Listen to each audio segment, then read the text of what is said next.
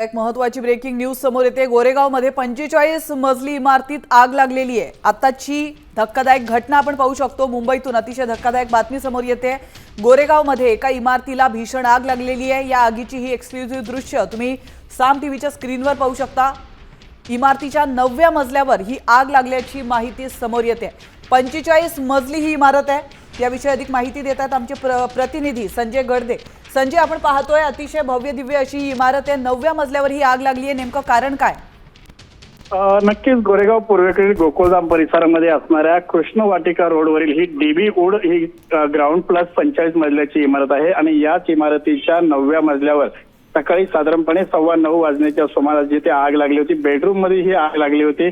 मात्र अग्निशमन दलाला साधारणपणे 9:15च्या नंतर 9:25 वाजता ही माहिती मिळाल्यानंतर आग लेव्हल 1 ची घोषित करण्यात आली होती। अग्निशमन दलाचे जवान असतील किंवा मुंबई पोलिसांचे काही जवान असतील, त्यांनी ताबडतोब घटनास्थळावर दाखल होऊन त्या घरामध्ये असणाऱ्या ज्या काही व्यक्ती होत्या त्यांना रेफ्युजी एरियामध्ये आणि इमारतीच्या टेरेसवरती सुरक्षितपणे हलवलेलं आहे।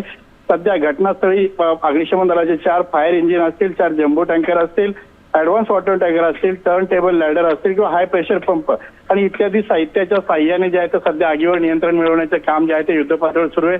सुदैवाने या आगीमध्ये कुठल्याही प्रकारची जीवितहानी झालेली नाही। मात्र आगीचं कारण जे आहे ते आग विझवल्यानंतर कुलिंग ऑपरेशन झाल्यानंतरच स्पष्ट होईल। तोपर्यंत आगीचं कारण मात्र कळणार नाही।